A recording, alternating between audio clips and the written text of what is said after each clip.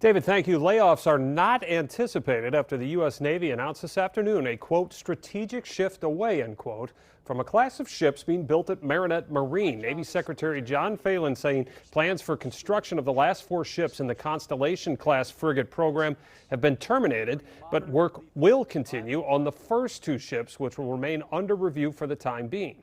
Fincantieri Marinette Marine confirming the decision tonight, while also looking into the future, saying the company is expected to receive new orders that would best serve the immediate needs of the industry, such as ice breaking.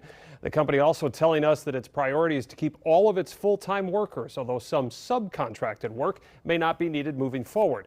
The Navy says its new plan will allow U.S. shipbuilders to deliver greater numbers of vessels on a more urgent timeline. Keeping this critical workforce employed and the yard viable for future Navy shipbuilding is a foremost concern.